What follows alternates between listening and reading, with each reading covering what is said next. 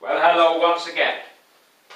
Yes, this is me, Leonard Wells, broadcasting as usual from Haslingden, just north of Manchester in the UK, on Wednesday, the 16th of November 2011. My usual subject, at least of late, is my dream, which is the United States of Europe. Today we're not going to talk about that particular dream, but we're going to talk about a dream concerning one of the central players in this present situation with the problems in the Eurozone. It's a dream somebody had about Hitler, and a dream which Hitler had, and you might find this interesting because it's also about free will. Now, here in the UK, well, anywhere in the world in fact, on the internet, you can join a website called LinkedIn, L-I-N-K-E-D-I-N, LinkedIn. And on this website, people with in a similar profession, with similar interests, background, education and so on, can advertise themselves and link up, which is why it's called LinkedIn, of course, link up with people anywhere in the world with a similar background. Maybe they want to start an enterprise together, maybe they have some research that they'd like to share with others and so on and so forth.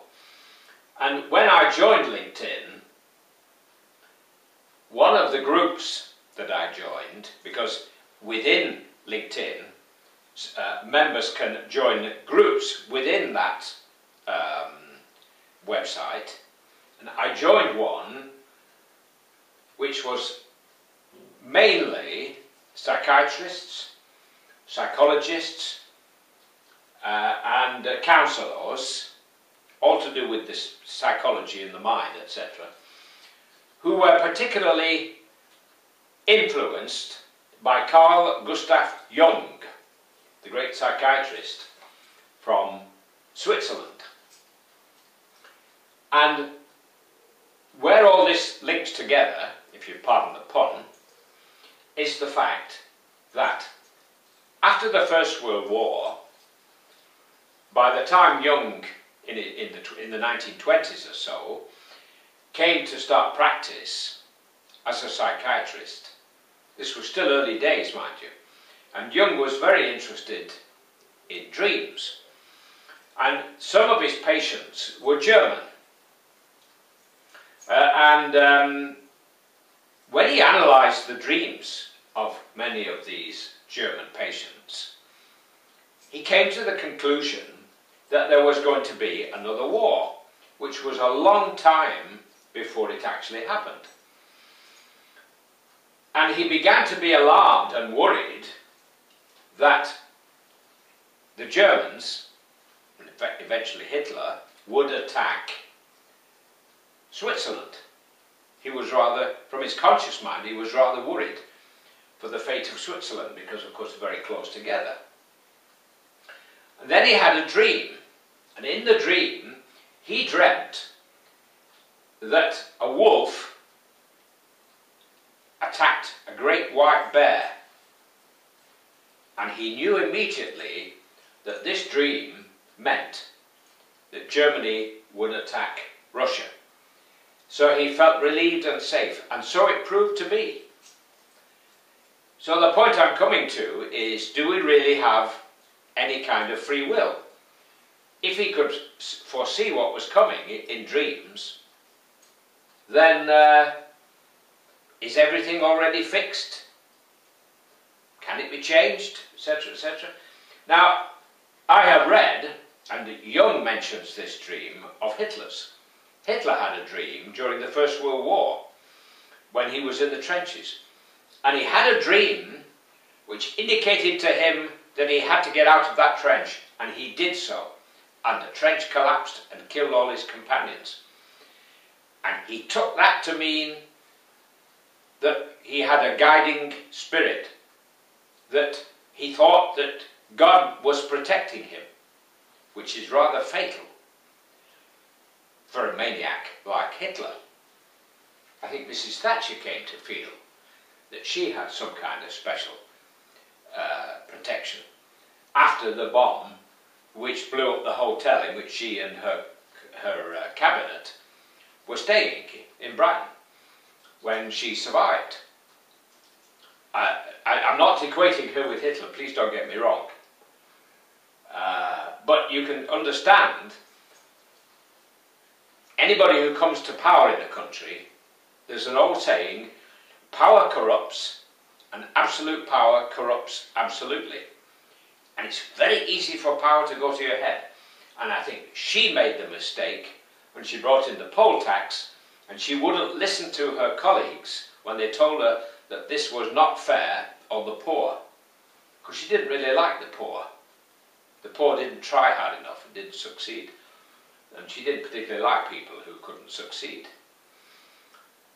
Which is why she ended up taking us to war, thousands of miles away, a war we almost lost, and which has cost us millions. Nearly 1,000 people were killed in the Falklands. Cost us millions to protect, and there's only 2,000 and something British people there. And it's been a running sore between us and Argentina ever since 1982. Now, on this website, LinkedIn, as I mentioned, I joined this group of psychiatrists, psychologists, and counsellors who were influenced by Jung, Carl Gustav Jung.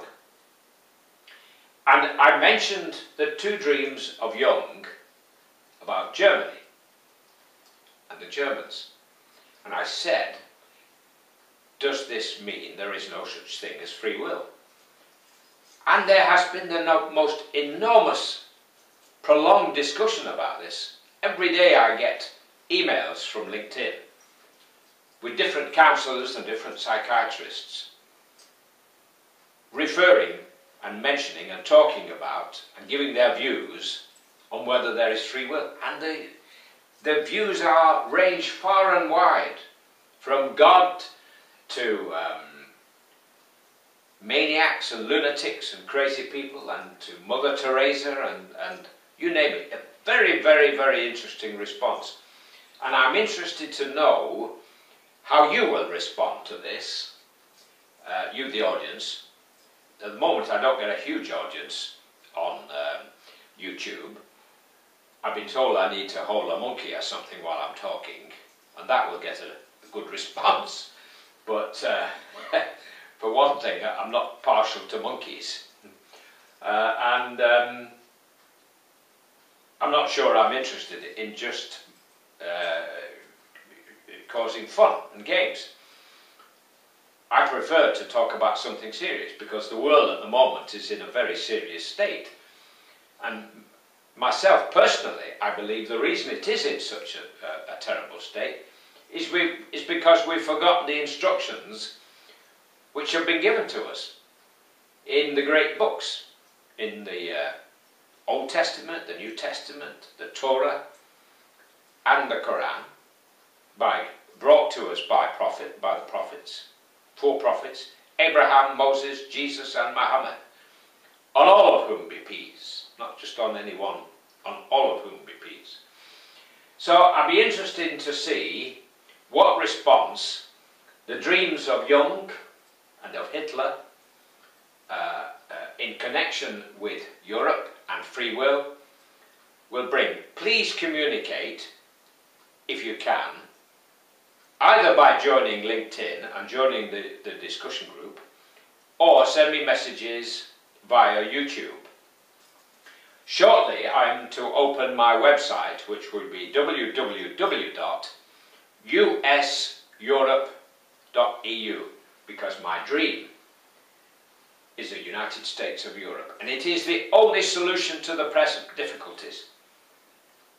The Eurozone won't collapse, because it would be as big a calamity, almost, as the Second World War. It would make the problems we had in 2008 with the banks seem minuscule by comparison.